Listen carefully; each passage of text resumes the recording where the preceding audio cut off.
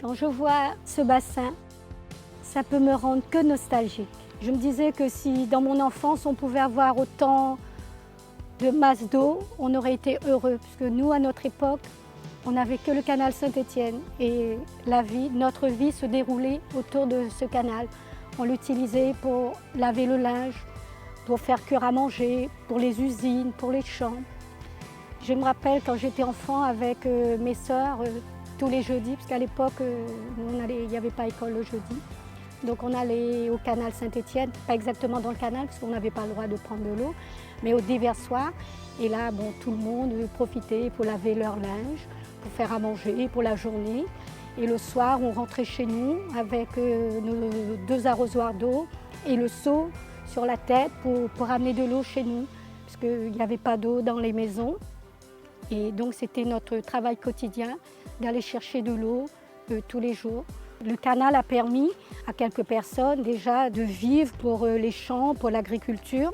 Et on a eu de la chance, quelques années plus tard, de voir arriver la SABRAP.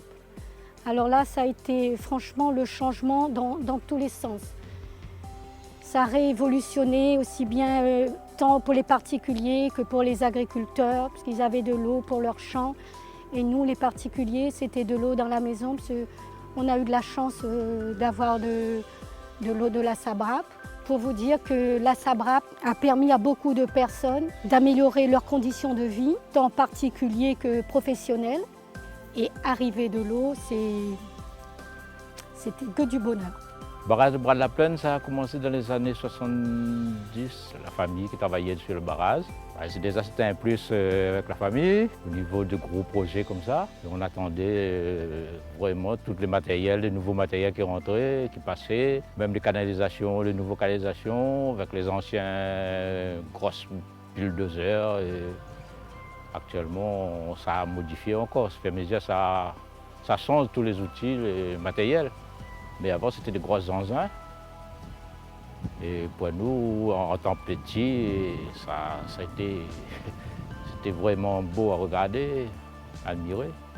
À l'époque, il y avait un téléphérique, mais c'est un ancien téléphérique qu'il fallait guider à la main, il fallait freiner à la main. Après, on a amélioré, au fur et à mesure, quand le barrage était fini, on a mis un téléphérique. Là, il était vraiment plus sophistiqué. On pouvait descendre 10 personnes dans la cabine. Bon, jusqu'à quelques années de ça, il était encore en fonction. C'était vraiment un outil vraiment assez agréable.